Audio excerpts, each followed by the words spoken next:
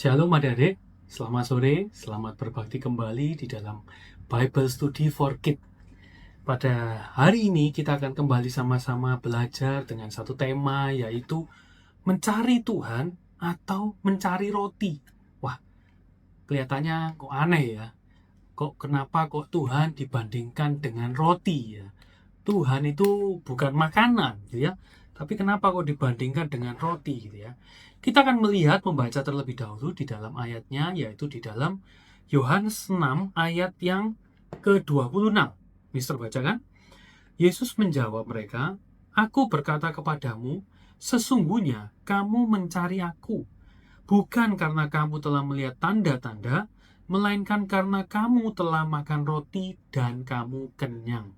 Ya, ternyata ada ayatnya ya. Ada orang yang mencari Tuhan itu karena roti, bukan karena betul-betul mencari Tuhan. Ya. Kita mau melihat ayat Yohanes 6 ayat yang ke-26 ini latar belakangnya bagaimana. Jadi adik-adik kalau baca firman Tuhan, kita tidak mengambil cuma satu ayat saja, tetapi adik-adik juga mau belajar ini cerita tentang apa. Ya, pada waktu itu apa yang sedang terjadi? Siapa yang berbicara? Berbicara kepada siapa? Ya, kita perlu pelajari satu persatu adik-adik ya. Nah, kita lihat ayat ini diceritakan sebelumnya kalau kalian baca di dalam Yohanes 6 ayat yang kedua, bagian awal-awal ya. Diceritakan seperti ini, orang banyak berbondong-bondong mengikuti dia karena mereka melihat mujizat-mujizat penyembuhan yang diadakannya terhadap orang-orang sakit. Jadi banyak orang itu datang karena Yesus melakukan banyak mujizat. Ya, Yesus sebelumnya melakukan banyak mujizat. Ya, salah satunya kalian tahu ada seorang yang mungkin lumpuh gitu ya di kolam Bethesda, dia tidak bisa masuk ketika ada malaikat turun. Dia selamanya 38 tahun dia sakit di sana ya. Dan pada saat itu Tuhan Yesus menyembuhkan ya. Dan banyak kesembuhan-kesembuhan yang lainnya. Tuhan Yesus tidak hanya menyampaikan firman Tuhan, tapi juga Tuhan melakukan mujizat-mujizat.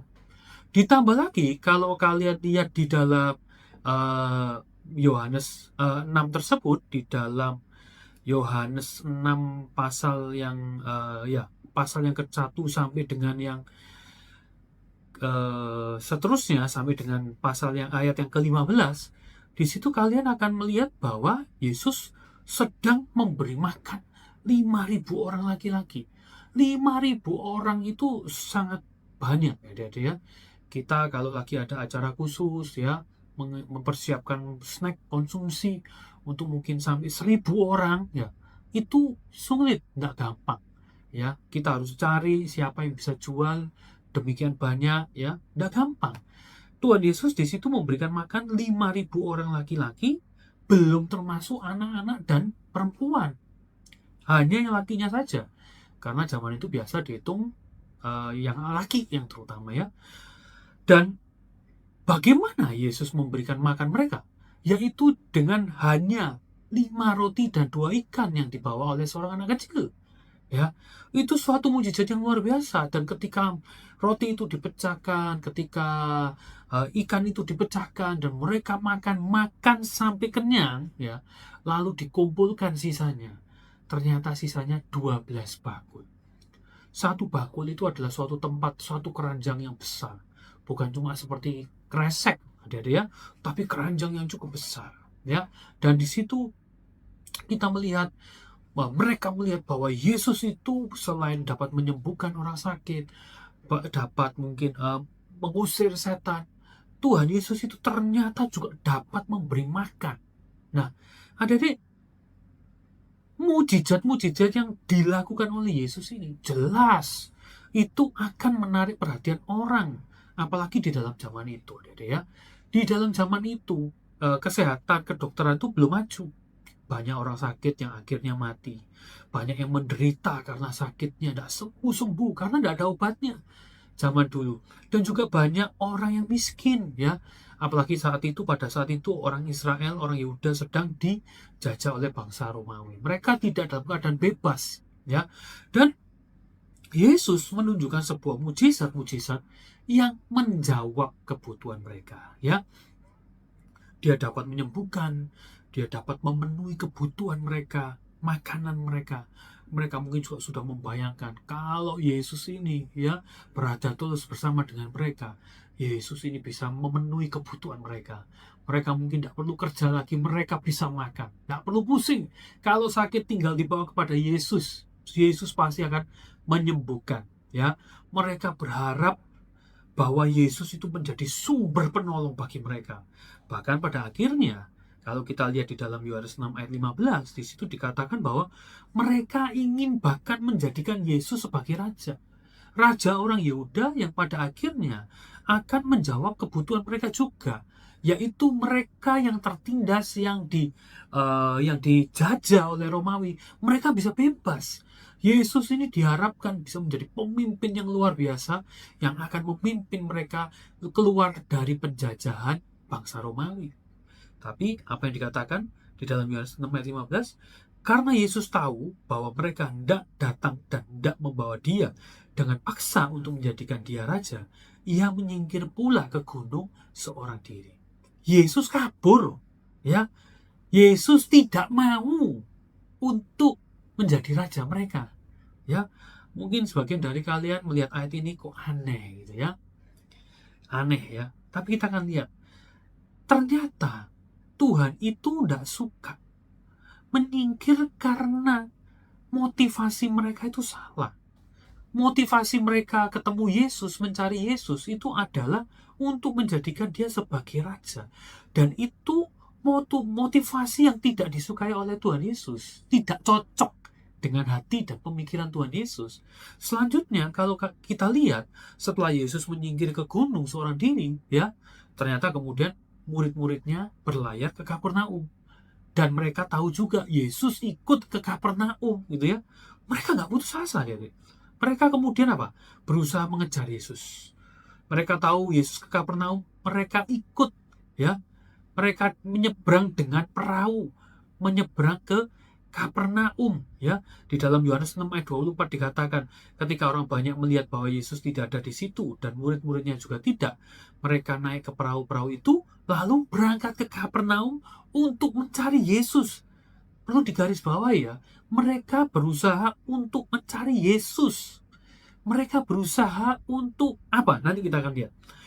Tetapi ternyata Yesus yang baik, yang kita kenal sebagai murah hati, yang penuh kasih, yang banyak menolong orang, menyembuhkan orang, mengusir setan, membangkitkan orang dari mati, memberikan makan 5.000 orang, 4.000 orang, ya. Yesus tidak suka dengan motivasi itu, ya. Yesus suka orang datang kepadanya, tapi ia tidak suka dengan tujuan mereka. Tujuan mereka kali ini, mereka ingin dapat roti lagi, ya. Selain mereka ingin mendapatkan menjadikan Yesus raja di dalam Yohanes 6 ayat 15 tadi, di dalam Yohanes 6 ayat 26 tadi kita baca, ya. Yesus menjawab, kamu mencari aku bukan karena kamu telah melihat tanda-tanda, melainkan karena kamu telah makan roti dan kamu kenyang. Karena kamu kepingin dapat lagi roti yang aku hasil dari mujizat yang aku lakukan. Tuhan ternyata tidak suka, adik-adik. Nah, mungkin di antara kita mulai bertanya-tanya, loh, kalau gitu Tuhan itu tidak suka ya kita minta tolong sama Tuhan ya. Kita itu Tuhan itu tidak suka ya kita itu berharap sama Tuhan. Nah, jangan berpikir seperti itu dulu, adik-adik ya. Kita akan melihat lebih dalam tentang ceritanya ini. Kita akan melihat, ya. Kita akan melihat, kalau kita melihat di dalam seluruh kitab Yohanes. Di dalam kitab Yohanes itu diceritakan ada 7 mujizat. 7 mujizat yang dilakukan oleh Yesus. Yaitu yang pertama, air jadi anggur. Itu kalian bisa lihat di dalam Yohanes 2. Penyembuhan anak pegawai istana di dalam Yohanes 4. Penyembuhan di kolam Bethesda pada hari Sabat Yohanes 5. Yesus memberi makan 5.000 orang di Yohanes 6. Yesus berjalan di atas air, Yohanes 6 juga. Penyembuhan orang buta sejak lahir di Yohanes 9. Dan kemudian kebangkitan Lazarus, wah ini yang paling hebat ya. Orang yang sudah mati bangkit di Yohanes 11. Nah, kitab Yohanes ini memuat 7 mujizat ini. kitab Yohanes menceritakan bahwa Yesus mau dan sanggup untuk melakukan mujizat. Tetapi dari ayat-ayat yang kita baca, dari semua ayat-ayat yang menceritakan mujizat, yang menceritakan tentang mujizat apa yang dilakukan oleh Tuhan Yesus, ya, ada satu keunikan, adik-adik, yang hanya ada di kitab Yohanes. Kalau kalian lihat di Injil yang lain, di Matius, Markus, Lukas, tidak ada. Ya, kata mujizat ya diterjemahkan dengan kata mujizat di bahasa Indonesianya. Ya, tetapi di Injil Yohanes ini saja, mujizat-mujizat ini menggunakan kata tanda. Nah, tanda, adik-adik, ya. Tanda untuk menunjukkan mujizat-mujizat yang dilakukan oleh Yesus. Jadi kitab Injil Yohanes ini tidak menyebutkan dengan kata mujizat, tapi mengganti kata mujizat dengan tanda. Ada maksudnya, adik-adik. Ada maksudnya, ya. Mujizat itu, ya, seperti yang kalian baca, coba kita baca ya di dalam Yohanes 2 ayat yang ke-11. Ini mujizat yang pertama. Hal itu dibuat Yesus di Kana yang di Galilea sebagai yang pertama dari tanda-tandanya. Ya. Dan dengan itu ia telah menyatakan kemuliaannya dan murid-muridnya percaya kepadanya. Lagi, Yohanes 4 ayat yang ke-54 dikatakan, dan itulah tanda kedua yang dibuat Yesus ketika ia pulang dari Yudea ke Galilea. Itu waktu dia menyembuhkan anak pegawai istana. Disebut tanda yang pertama, tanda yang kedua, sampai ada 7 tanda yang diceritakan di dalam kitab Yohanes.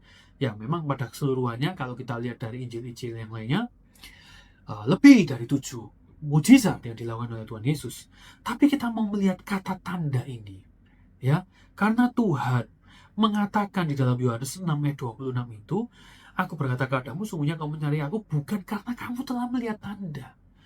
Kamu lihat tandanya, mujizatnya, tapi kamu tidak paham, ya. Dan Yohanes menjelaskan seperti, adik-adik, kalau kita melihat sebuah tanda, itu apa artinya, adik? Misalnya seperti ini, adik, ya. Kalian ke sebuah mall, lalu kemudian kalian pengen ke kamar kecil, kalian pengen ke toilet. Kemudian kalian akan mencari toiletnya di mana, adik, ya.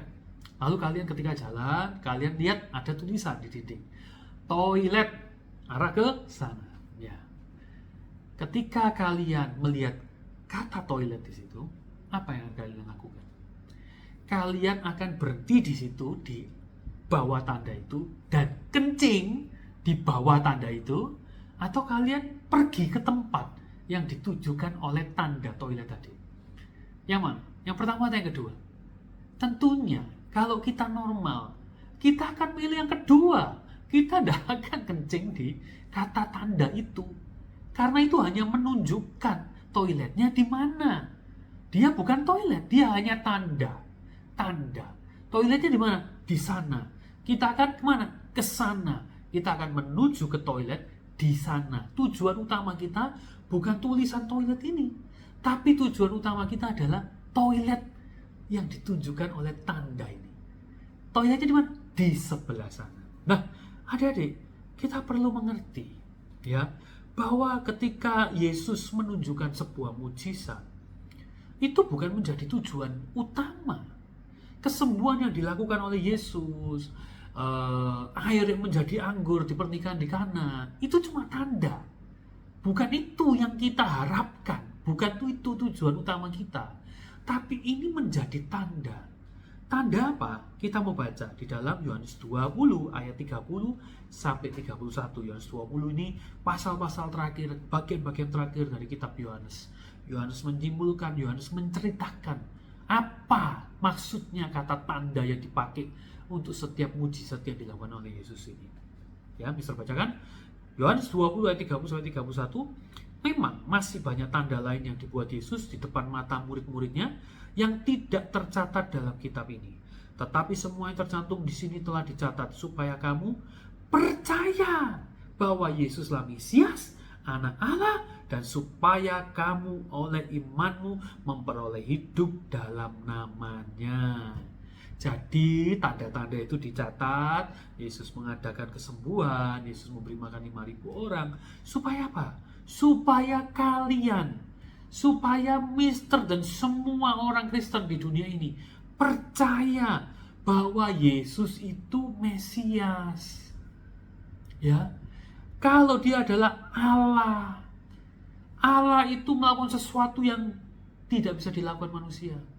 Yaitu Tuhan menunjukkan dengan apa? Melakukan mujizat. Manusia tidak bisa menyembuhkan manusia lain. Kesehatan sekarang, kedokteran sekarang bisa dengan obat-obatan. Tetapi Yesus tanpa menggunakan itu. Seringkali Yesus hanya cuma berbicara. Berdirilah, angkatlah tilammu, maka orang lumpuh itu berdiri. Ketika Yesus menyembuhkan orang mati, ketika Yesus membangkitkan Lazarus, ini adalah teknologi yang sampai sekarang pun tidak ada di dunia, yang hanya bisa dimiliki oleh Allah. Jadi, semua mujizat-mujizat itu, 5 roti dan ikan yang mencukupi kebutuhan 5.000 orang itu hanya tanda supaya orang-orang yang melihat itu melihat, wah, ini bukan manusia biasa. Yesus itu bukan manusia biasa. Dia ini Allah. Dia ini Mesias. Dan ketika kita percaya Yesus adalah Allah, Yesus adalah Mesias, kita ini akan diselamatkan. Yesus itu adalah firman Allah. Yohanes 1 ayat 1 mengatakan, 1 ayat 1 dan 1 ayat 14. Yesus adalah firman Allah. Semua itu tanda-tanda itu menunjukkan itu. Ada firman-firman Tuhan yang disampaikan yang luar biasa. Ya, itu semua juga menceritakan firman Allah yang dari surga, dari Tuhan. Semua tanda ini menceritakan, menunjukkan bahwa Yesus adalah Allah. Jadi, kalau mulai kembali kepada ilustrasi yang tadi Mister sampaikan, tanda-tanda itu tadi, mujizat-mujizat, 5 roti 2 ikan menjadi banyak, ya, itu cuma seperti tulisan toilet di dinding, tapi bukan toiletnya. Kita tidak mengejar itu. Apa yang ditunjukkan mujizat ini? Itu Yesus itu adalah Allah. Yesus itu adalah Mesias. Sama seperti toilet itu bilang, tulisan toilet itu, tulisan toilet itu mengatakan bahwa toiletnya di sana, toiletnya di sana. Kita tidak berhenti di sini, kita datang ke toiletnya. Ketika kita melihat mujizat-mujizat yang ada di dalam Alkitab, kita tahu Yesus yang membuat mujizat itulah adalah Allah. Dia bukan manusia biasa. Tidak ada manusia lain di bumi ini yang melakukan mujizat sebanyak, seluar biasa, sespektakuler Yesus, yang menandakan bahwa dia bukan manusia. Dia bukan manusia biasa. Waktu dia di dunia, dia adalah manusia, tapi dia adalah Allah yang berinkarnasi menjadi manusia. Dia adalah Allah. Ya, jadi kita tidak mengejar, tidak kencing di tulisan toilet itu. Kita tidak mengejar tanda-tanda mujizatnya itu. Ya, tapi kita mengejar Kristus. Berapa banyak orang Kristen tujuan utamanya untuk apa? Jadi orang Kristen itu apa? Untuk ditolong Tuhan. Oh iya, katanya kalau beribadat, kalau ke gereja, kalau rajin kasih persembahan, maka kamu akan diberkati. Nilai-nilaimu pasti jadi baik. Kamu akan jadi ranking 1, 2, 3. Wah, itu tujuan utamanya. Itu menjadi tujuan utamanya. Aku ikut Kristus, aku ke gereja setiap minggu, tidak mau bolos. Tujuannya apa? Supaya aku diberkati. Lah, aku tidak ke gereja, aku takut tidak diberkati. Jadi yang penting bagi dirinya itu bukan Yesusnya. Yang penting adalah berkatnya Yesusnya. Hikmatnya Tuhan Yesus itu penting bagi dia. Dia menjadi pintar, dia menjadi kaya raya, dia menjadi sehat. Itu penting. Itu yang paling utama. Dia hanya memakai Yesus untuk mendapatkan apa yang dia inginkan. Untuk mendapatkan kesehatan, untuk mendapatkan keuangan. Itu adalah satu sudut pandang yang salah. Banyak orang Kristen yang punya pemikiran seperti ini. Itulah seperti yang dipikirkan oleh orang-orang Yehuda pada waktu itu, oleh orang Israel pada waktu itu. Mereka mengejar Yesus supaya mereka dapat roti. Mereka mengejar Yesus supaya mereka bisa mengangkat Yesus jadi raja, supaya mereka dibebaskan dari belenggu Roma. Itu yang mereka harapkan. Itulah motivasi yang tidak disukai oleh Tuhan. Karena Tuhan ke bumi bukan untuk mengadakan mujizat. Yesus hanya 33,5 tahun di bumi. Sangat tidak adil kalau dia hanya 33,5 tahun melakukan mujizat yang begitu luar biasa. Lalu dia kembali ke surga. Bukan untuk itu tujuan Yesus datang ke dunia. Itu semua hanya tanda-tanda yang mengarah kepada dirinya. Siapa dirinya? Dia adalah Allah, dia adalah Mesias. Nah, apa yang seharusnya menjadi tujuan dan motivasi kita di dalam mencari Tuhan? Ya, tadi di dalam Yohanes 6 ayat 26, Yesus membongkar motivasi mereka yang salah. Kamu cuma pengen cari roti kamu. Ya, Yesus menunjukkan selanjutnya motivasi yang benar itu gimana di dalam Yohanes 6 ayat yang ke-27. Mister bacakan ya. Bekerjalah, bukan untuk makanan yang akan dapat binasa, melainkan untuk makanan yang akan bertahan sampai kepada hidup yang kekal, yang akan diberikan anak manusia kepadamu. Sebab dialah yang disahkan oleh Bapa Allah dengan meterainya. Jadi mereka kan cari Yesus seolah-olah berusaha bekerja untuk dapat roti ya. Yesus bilang bukan. Kamu bekerja bukan untuk dapat makanan yang fana. Roti itu habis. Roti yang dibuat Yesus untuk 5.000 orang habis dimakan kenyang, besoknya mereka lapar lagi. Ya, tapi Yesus mengatakan apa? Cari yang lain, cari yang yaitu makanan yang kekal yang diberikan anak manusia kepadamu, yang akan diberikan Yesus kepadamu. Ya, apa makanan yang tidak akan binasa itu? Yohanes 6 ayat 35 menjelaskan. Kata Yesus kepada mereka, "Akulah roti hidup, barang siapa datang kepadaku, ia tidak akan lapar lagi, dan barang siapa percaya kepadaku, ia tidak akan haus lagi." Yesus mengatakan, kamu tuh jangan cari mujizat, cari aku ini loh roti hidup. Ya, bukan cari roti yang tak buat untuk 5.000 orang, bukan. Jangan cari itu, cari aku. Aku inilah roti hidup yang dari surga. Ya, apa maksudnya Yesus roti dari surga? Apakah kita akan memakan Yesus? Daging Yesus kita makan? Ya, semua itu dijelaskan di awal kitab. Di dalam Yohanes 1 ayat 1 dan 14 ya. Oleh karena itu orang Israel pada waktu itu tidak paham karena mereka tidak tahu ayat ini ya. Yohanes 1 ayat 1 dan 14 mengatakan, ayat 1, pada mulanya adalah firman. Firman itu bersama-sama dengan Allah dan firman itu adalah Allah. 14, firman itu telah menjadi manusia dan diam di antara kita, dan kita telah melihat kemuliaannya, yaitu kemuliaan yang diberikan kepadanya sebagai anak tunggal Bapa, penuh kasih karunia dan kebenaran. Yesus adalah firman Allah, itu intinya. Maka makan Yesus sebagai roti hidup artinya apa? Kita percaya kepada firman Allah. Kita percaya kepada Yesus sebagai Mesias, penyelamat kita, seperti yang dikatakan di dalam Yohanes 6 ayat 29 dan 35. Barang siapa percaya pada aku, ia tidak akan haus lagi. Ya, Yohanes 6 ayat 29, jawab Yesus kepada mereka, inilah pekerjaan yang dikehendaki Allah, yaitu hendaklah kamu percaya kepada Dia yang telah diutus Allah.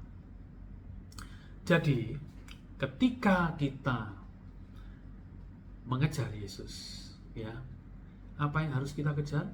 Bukan mujizatnya, tetapi pribadinya. Firman Allah, dia adalah firman Allah. Kita mau belajar firman Allah, kita mau makan firman Allah, kita mau percaya kepada segala firman Allah. Itulah yang menjadi tugas kita. Pada saat Yesus pelayanan di dunia pada waktu itu, dominasi pelayanannya itu apa saudara? Adik-adik, bukan melawan mujizat, tapi memberitakan firman Tuhan. Bahkan orang-orang pada saat itu mereka mengatakan Yesus itu menyampaikan firman Tuhan yang luar biasa. Ya, Matius 7 ayat 28 ayat 29 mengatakan, dan setelah Yesus mengakhiri perkataan ini, takjublah orang banyak itu mendengar pengajarannya. Wah, itu ya, sebab yang mengajar mereka sebagai orang yang berkuasa, tidak seperti ahli-ahli Taurat mereka. Ia menyampaikan firman Tuhan dengan sepenuh Roh Kudus. Firman Tuhan yang sejati, yang memberikan hidup. Firman Tuhan inilah yang harus kita kejar, yang harus kita makan, kita masukkan di dalam hidup kita secara rohani. Ya, firman Tuhan itu diumpamakan seperti roti. Kalau tadi Tuhan Yesus nyindir mereka, kamu cari aku cuma karena kamu melihat tanda, karena kamu makan roti dan kamu kenyang. Kamu cuma cari roti jasmani yang aku bikin. Ya, tapi kamu tidak nyari firman-Ku, tidak nyari firman Tuhan.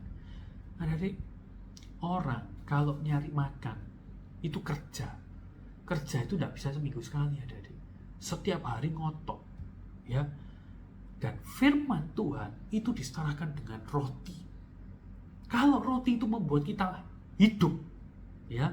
Kalau orang tidak kerja, dia tidak bisa beli roti, tidak bisa beli nasi, ya. Kalau di Indonesia pakai nasi, kalau di Israel pakai roti, ya. Tidak bisa beli nasi, dia mati. Makanya setiap orang ngotot kerja, berusaha. Tapi untuk firman Tuhan, seringkali orang tidak peduli. Tidak pernah baca Alkitab, tidak pernah dengar firman Tuhan, di gereja ngantuk-ngantukan, dan lain sebagainya. Tuhan itu membandingkan roti itu setara dengan firman Tuhan itu setara dengan roti pentingnya untuk kehidupan kita. Matius 4 ayat 4 mengatakan, Yesus menjawab, ada tertulis, manusia hidup bukan dari roti saja. Roti perlu, bukan roti saja. Ya, bukan roti saja. Ini untuk supaya kamu bisa hidup, bertumbuh secara jasmani. Tetapi dari setiap firman yang keluar dari mulut Allah.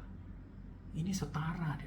Kalau kalian setiap hari, setiap pagi cari mama kalian cari makan, cari nasi, kalian juga harus sama ngototnya cari makanan rohani, yaitu apa? Firman Tuhan. Firman Tuhan ini sangat penting, adik-adik. Kita perlu membaca dan merenungkan firman Tuhan setiap hari. Kalau kalian makan setiap hari, firman Tuhan makan setiap hari, firman Tuhan juga harus dimakan setiap hari. Setiap hari kalian harus mendapatkan satu firman Tuhan, satu rema yang masuk dan menguatkan kalian. Ketika kalian belajar firman Tuhan, kalian itu mengerti segala sifat dan kehendak Tuhan. Sehingga ketika kita hidup, kita menjalani hidup kita itu bisa selalu terjaga di dalam jalan firman Tuhan. Yosua 1 ayat 8 mengatakan, janganlah engkau lupa memperkatakan kitab Taurat ini, tetapi renungkanlah itu siang dan malam, supaya engkau bertindak hati-hati sesuai dengan segala yang tertulis di dalamnya. Sebab dengan demikian, perjalananmu akan berhasil dan engkau akan beruntung. Jadi intinya apa? Yosua mengatakan, Tuhan mengatakan kepada Yosua bahwa jangan kamu lupa memperkatakan kitab Taurat ini. Jadi belajar firman Tuhan setiap hari, supaya apa? Supaya kalian bisa bertindak hati-hati. Supaya apa? Kalau kita bertindak hati-hati sesuai dengan firman Tuhan, perjalananmu akan berhasil dan engkau akan beruntung. Itu yang diinginkan Tuhan. Ketika kalian ngotot cari firman Tuhan, Tuhan akan berkati. Bukan dibalik. Kalian cari berkatnya dulu, baru cari firman. Bukan. Yang terutama adalah cari firmannya dulu. Lakukan firman Tuhan supaya hidup kita terjaga, supaya kita akhirnya diberkati. Ya, itu adalah hasil akhir. Mazmur 119 ayat 9 mengatakan, dengan apa seorang muda mempertahankan kelakuannya bersih? Dengan menjaganya sesuai dengan firman. Firman Tuhan itu membuat kita bisa jalan lurus sesuai dengan kehendak Tuhan, keinginan Tuhan di dalam hidup kita. Ya, kita bisa melewati semua segala sesuatu dengan tetap benar di hadapan Tuhan. Ketika apa? Ketika kita punya firman Tuhannya. Firman Tuhan itu seperti sebuah penggaris yang lurus, ya, penggaris yang mengarahkan kita. Ketika kalian punya sebuah kertas, kalian mau menggambar sebuah garis, kalau kalian tidak punya penggaris, garisan itu tidak akan bisa lurus, adik-adik. Tidak akan bisa lurus. Tetapi ketika kalian punya penggaris, lalu kalian menggores tinta bolpen kalian melalui penggaris, disesuaikan dengan penggaris yang ada, maka akan timbul garis yang lurus. Oleh karena itu kita harus mengerti apa yang disukai firman oleh Tuhan, apa yang tidak disukai Tuhan, bagaimana Tuhan, bagaimana sifatnya, apa yang harus kita lakukan dalam hidup kita, ya. Itu kita cari tahu terus. Setiap hari kita belajar. Seumur hidupmu jangan pernah kita mempelajari firman Tuhan, merenungkan firman Tuhan itu siang dan malam. Orang kalau mencari firman Tuhan itu mereka itu adalah orang-orang yang selalu mencari kehendak Tuhan. Tuhan itu maunya apa? Dan orang yang selalu mencari kehendak Tuhan, mereka adalah orang yang mencari perkenanan Tuhan, supaya Tuhan berkenan di atas hidupnya. Dan ia akan selalu hidup benar di hadapan Tuhan, ya, karena firman Tuhan itu menjadi penuntunnya. Pada intinya, orang yang bukan cuma mencari berkat dan pertolongan Tuhan. Semata-mata dia sedang mempelajari, mencari, ingin tahu, mengenal Kristus lebih dalam. Dia tidak mengejar berkat, dia tidak mengejar pertolongan Tuhan, tapi dia mengejar kebenaran firman Tuhan. Ia mengejar pribadi Kristus untuk mengenal siapa Kristus. Itulah yang diharapkan oleh Tuhan. Itulah motivasi yang diharapkan oleh Tuhan. Dan ketika kita mempunyai motivasi yang benar, saat kita ke gereja, saat kita belajar firman Tuhan, saat kita pelayanan, dan apapun yang kita lakukan untuk Tuhan, ya, Tuhan mengatakan bahwa kita adalah orang yang berbahagia, ya. Ia akan selalu dapat sukacita dari Tuhan. Dia akan selalu dapat penyertaan Tuhan. Sekelilingnya buruk sekalipun, ia akan terpelihara. Seperti yang dikatakan dalam Mazmur 1 ayat 1-3. Berbahagialah orang yang tidak berjalan menurut nasihat orang fasik, yang tidak berdiri di jalan orang yang berdosa, dan yang tidak duduk dalam kumpulan penyemooh. Tetapi yang kesukaannya ialah Taurat Tuhan, dan yang merenungkan Taurat itu siang dan malam. Ia seperti pohon yang ditanam di tepi aliran air, yang menghasilkan buahnya pada musimnya, dan yang tidak layu daunnya. Apa yang diperbuatnya berhasil. Adik-adik, mari kita mengubah cara berpikir kita. Ya, kita mau mencari Tuhan, firman Tuhan. Dan ketika kita percaya kepada Yesus, percaya Yesus sebagai Allah, Sang Firman, dan dia adalah juga Mesias penyelamat kita, pada akhirnya nanti saudara, adik-adik sekalian akan mendapatkan hidup yang kekal, seperti yang dikatakan di dalam Roma 10 ayat yang ke-9. Jika kamu mengaku dengan mulutmu bahwa Yesus adalah Tuhan, dan percaya dalam hatimu bahwa Allah telah membangkitkan dia dari antara orang mati, maka kamu akan diselamatkan. Ya, jadi penting untuk kita bisa mengerti apa motivasi kita menjadi pengikut Kristus. Apa motivasi kita menjadi orang Kristen? Jangan sampai seperti orang-orang ini.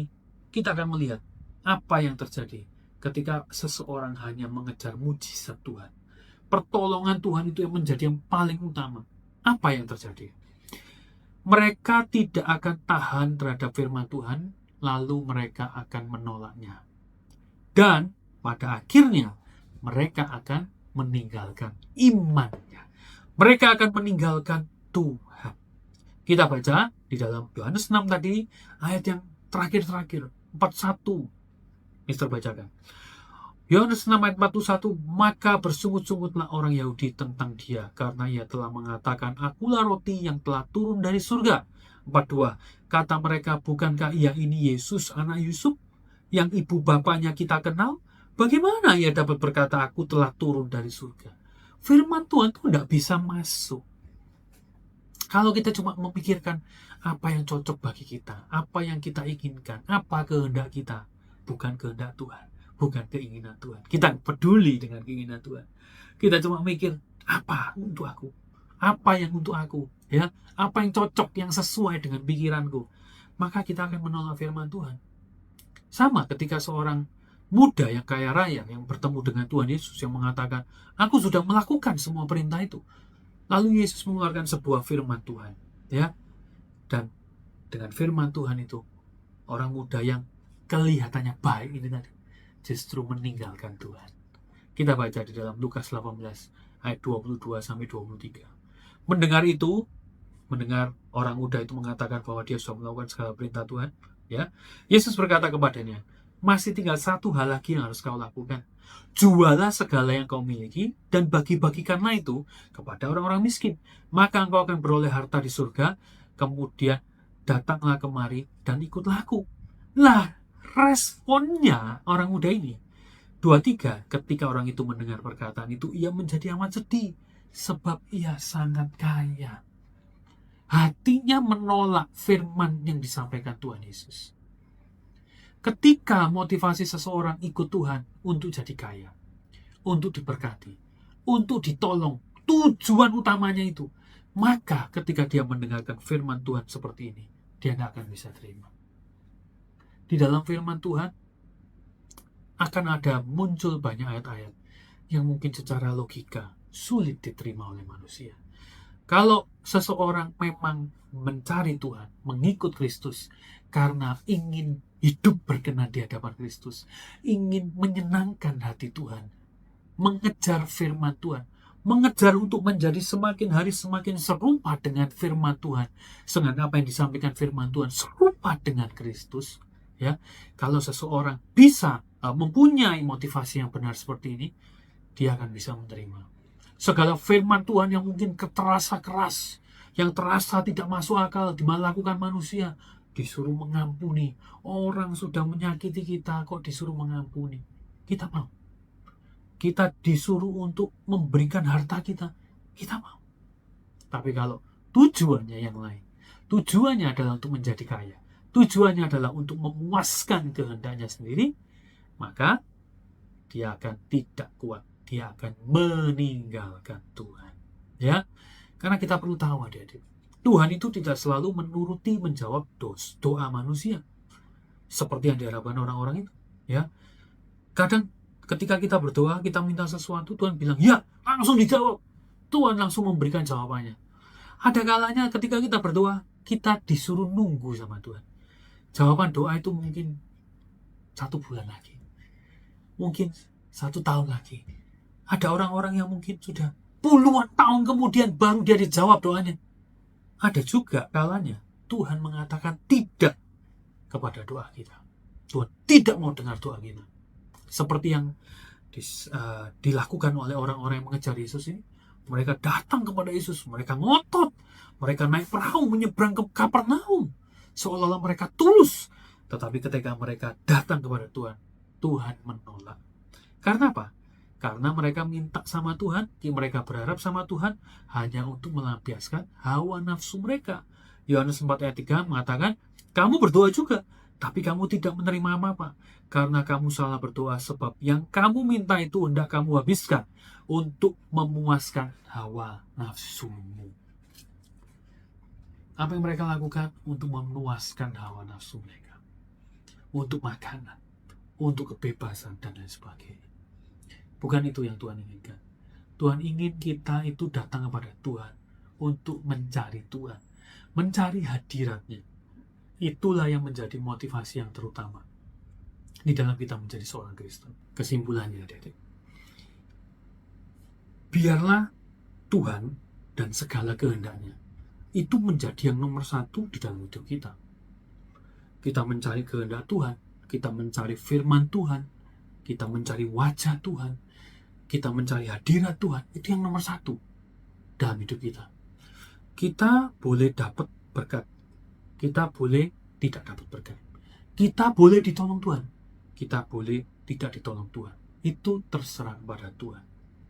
Selanjutnya, setelah itu, kalau kita punya kebutuhan, apakah kita tidak boleh berharap sama Tuhan? Tuhan ingin kita tetap berharap sama Tuhan. Tuhan itu penuh kasih. Tuhan itu penuh kasih. Asalkan kita punya motivasi yang benar, asalkan kita punya motivasi kerinduan untuk mencari Tuhan, menyenangkan hati Tuhan, segala kebutuhan kita, Tuhan itu jawab dan Tuhan akan penuhi. Tuhan akan mencukupkan kebutuhan kita. Ya, di dalam Matius 9:33 mengatakan, carilah dahulu kerajaan Allah dan kebenarannya, maka semuanya itu akan ditambahkan kepadamu. Semuanya itu apa? Segala kebutuhan kita. Makan kita, tempat tinggal kita, pakaian kita, itu semua akan disediakan oleh Tuhan. Percayalah bahwa Tuhan mempunyai rencana lebih indah daripada apa yang kita rencanakan atas hidup kita. Ya, oleh karena itu, ketika kita percaya, kita mampu meletakkan Yesus Kristus sebagai satu-satunya atau sebagai tujuan kita yang terutama di dalam hidup kita. Kita tidak pusing dengan segala hal duniawi, dengan segala kebutuhan kita, tidak pusing dengan segala mungkin kita ada sakit, kita mengalami kekurangan di sekolah, kita perlu hikmat. Kita percaya Tuhan pasti akan memenuhi kebutuhan kita. Fokus kita cuma 1, Kristus. Cari firman Tuhan, selidiki firman Tuhan, masuk lebih dalam di dalam firman Tuhan. Puji Tuhan adik-adik, firman Tuhan yang sungguh luar biasa mengingatkan kita untuk kita kembali mengutamakan, mengkoreksi hati kita, mencocokkan hati kita dengan kehendak Tuhan. Tuhan ingin kita betul-betul mencari Dia, mengasihi Dia dengan sepenuh hati dan sepenuh hidup kita.